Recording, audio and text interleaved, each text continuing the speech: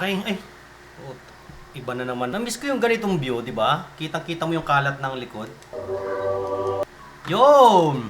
Namiss ko na yung ganitong view. Parang gusto ko na ng ganitong view. Oh, parang aluwag, oh. Aluwag, di ba? Aluwag, boy. Oh, di ba? Aluwag. Aluwag na. Oh, di ba? Aluwag. What's your name? Tawag dito Balitang Kanto. Kasi nga, sabi nila, ang Balitang Kanto ay masigit pang reliable kaysa sa TV at radyo. Hindi ko lang kung saan narinig.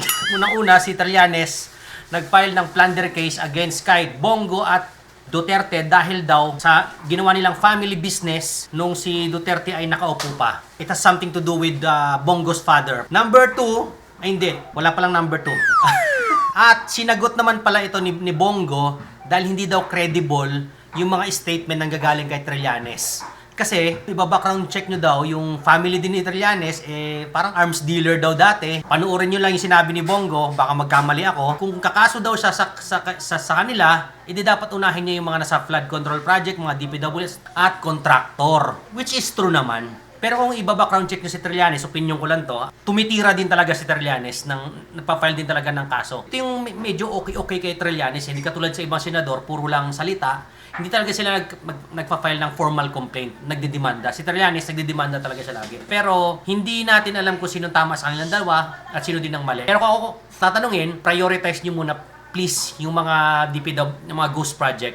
Kasi mas maraming pang pwedeng paggamitan yung mga budget na napunta dun sa ghost project. Number 2, influenza-like illnesses tataas pa according sa DOH. Bangan yan, kaya mag-ingat, mag-invest sa health.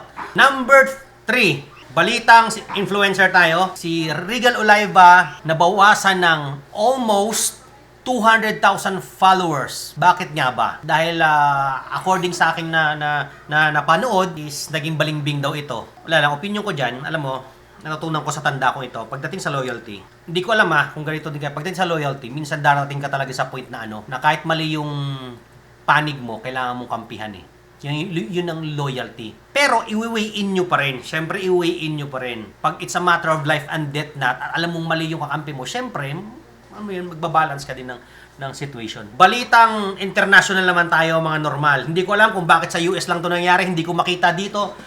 Gabi-gabi ako lumalabas para lang makita. 3i Atlas. Ito na yung pinaka-clear na image niya. Okay, as of today. At balita ko, October 29 daw. Ewan ko, minakita lang ako, baka October 29. Or, kung hindi October 29, magiging mas sooner or mas magiging mas maaga pa daw yung pagdating nila dito sa atin.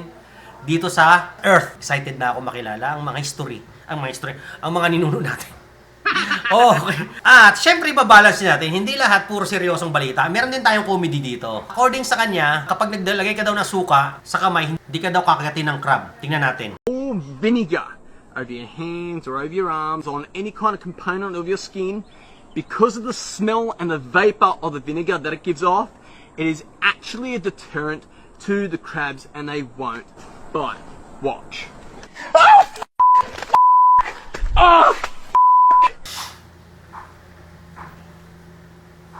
So, hindi siya totoo. Hindi siya totoo. Kakagating ka pa rin. Ano kaga?